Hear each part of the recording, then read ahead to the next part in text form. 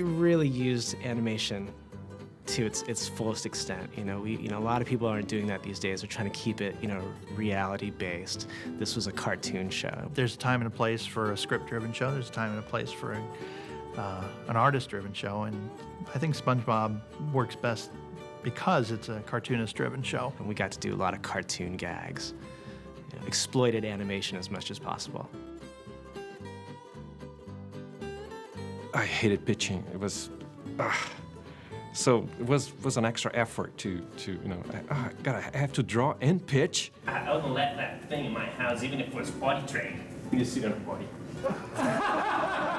And we'd have to pitch to, the 40 people in the crew.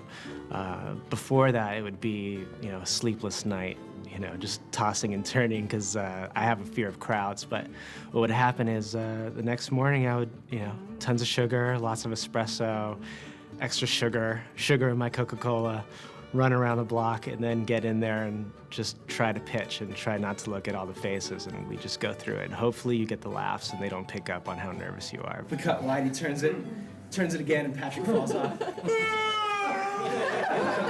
Turns it again, turns it upside down, again. Finally it's right, sit up and here's...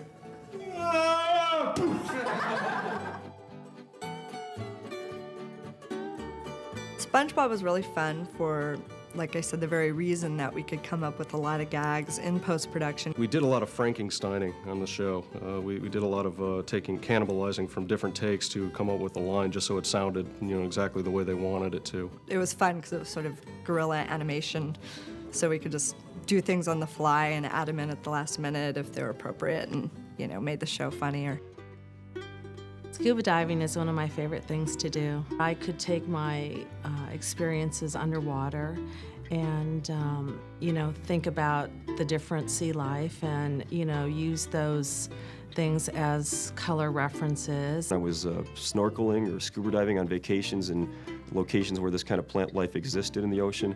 I appreciated it so much more than in the past. I was going, well, hey, I draw that thing. There's that thing, and that's the way it really looks down here. Aaron Springer is a cartoon genius.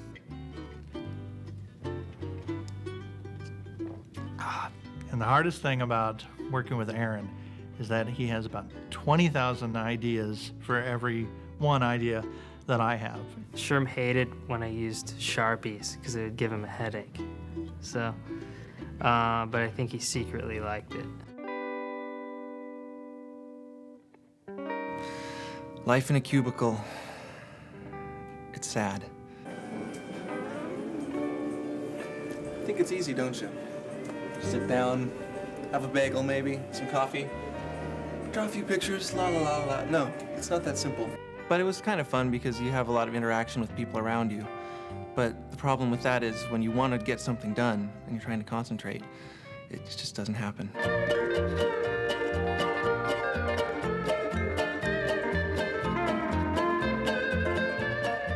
Those sheets.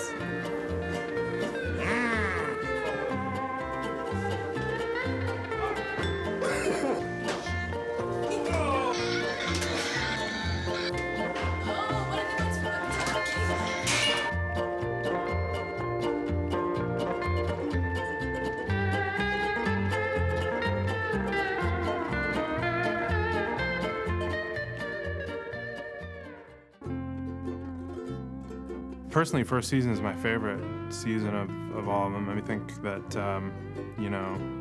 we were just hitting our stride, and you can see a lot more, I think, of the styles of the individual directors in the first season shows. I feel like personally SpongeBob and Patrick are my children, and every day I'd come to work and I'd have to dress them, just like I would my kid in the morning. And that's just, my favorite shows that I've ever worked on have been like that. You have a staff that's really there and on it 100%, and they're happy to be there, they feel like they're all contributing to this great, nucleus. The people on it were so much fun, and they brought together so much. They brought together talent, and a great sense of humor. SpongeBob was just one of those shows where the right elements and the right people were at the right place at the right time.